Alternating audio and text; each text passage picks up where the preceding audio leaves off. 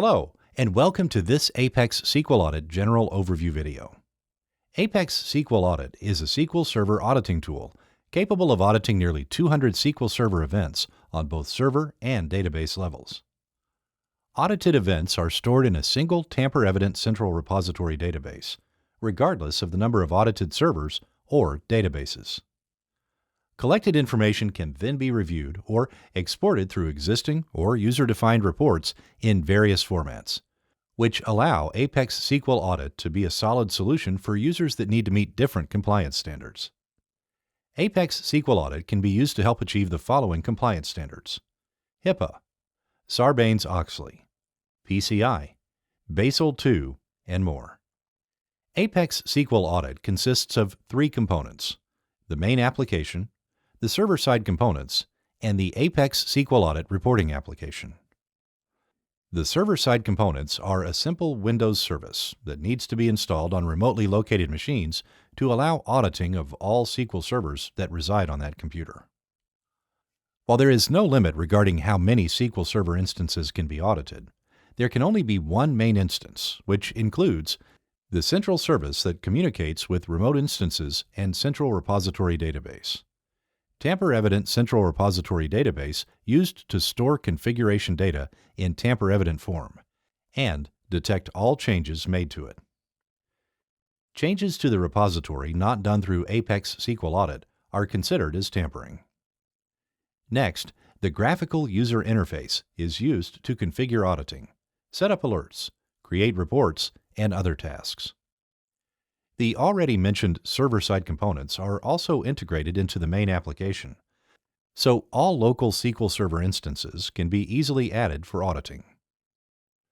The final component, the ApexSQL Audit reporting application, is a separate component which can be installed on any machine within the local network or domain to enable the creation of auditing reports without the need to directly access the graphical user interface. Once the ApexSQL Audit main application has been installed, in addition to any number of other components, auditing does not start automatically. This is done in order to prevent auditing of large quantities of events that occur on the SQL Server and have no real value to the user or auditors. To set up the auditing, the user first needs to add SQL Server instances that will be audited via the user interface, and then to configure auditing filters. To do so, click on the Configure button in the Auditing group in the main ribbon. Next, click on the Add Server button in the Servers panel on the left.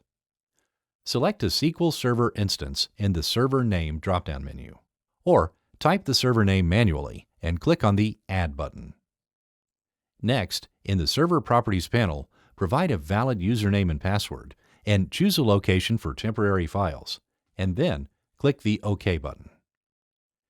Now that the SQL Server instance has been added for auditing, the user needs to specify which server and database level events are going to be audited. Click on the SQL Server instance and check Operations on the server level for auditing. Include or exclude specific applications or SQL Server logins. To configure auditing on a database level, click on the Add Database button. Check databases that need to be audited and click on the Add button. Check Operations and configure object filters for each database separately, and click the Apply button. When configuration is completed, auditing can be started. In addition to manual configuration, users can choose from a variety of existing pre-made filters based on compliance standards and implement them by clicking on the Compliance drop menu, choosing a specific compliance standard, and applying it to multiple databases at once. An alternative to the simple filter is the Advanced Auditing filter, which can be used to achieve even greater granularity and precision when required. It utilizes logical conditions, which can be combined without any limitations to achieve desired precision. Simply add conditions and configure them in the most suitable way for your environment, and click Apply to initiate auditing. If Advanced Filter is used, it will apply to the selected SQL Server instance in full, including all databases, and will not be used in conjunction with simple filters. Now that we've seen how to address general auditing, let's briefly address an additional but separate auditing feature: Before-after auditing. While general auditing in ApexSQL Audit utilizes SQL Server traces and extended events to audit SQL Server events, the before-after auditing uses database CTE triggers to capture the before-after data values. To set up before-after auditing, click on the Before-After button in the Main Application ribbon, and then click on the Add Database button.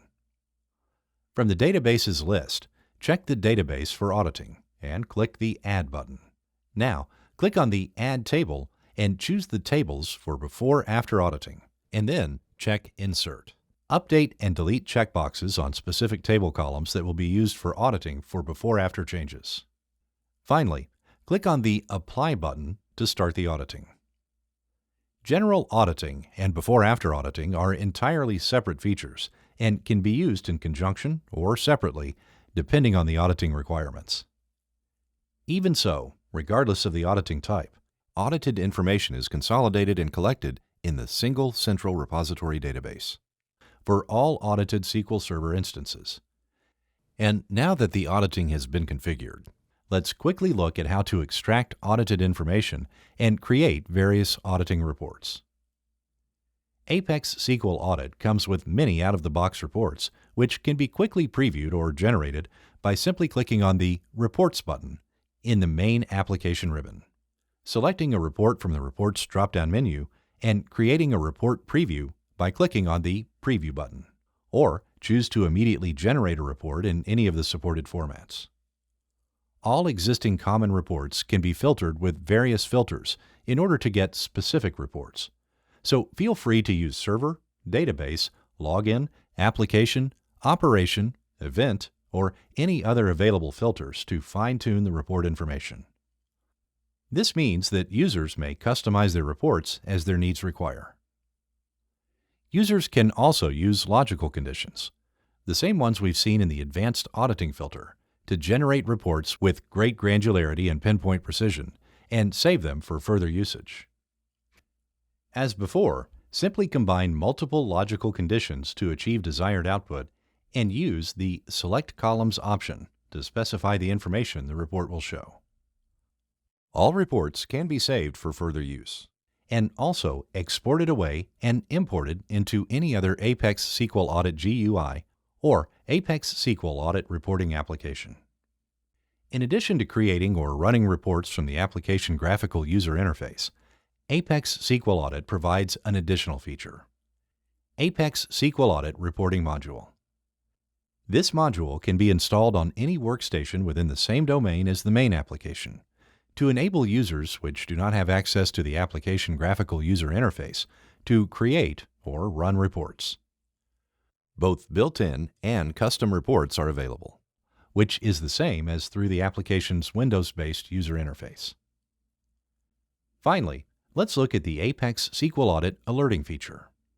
This feature allows users to set up alert notifications to be triggered when a specific general auditing event occurs. There are several system alerts in place by default, and the user can create as many alerts as required. To do so, in the Alerts section, click on the Manage button in the Main Application ribbon, and then click on the New button and choose an alert type. This will initiate the Alert Creation Wizard. First, specify what information will be included in the alert notification, as well as the alert severity. Next, check the SQL Server instances where the alert will be active.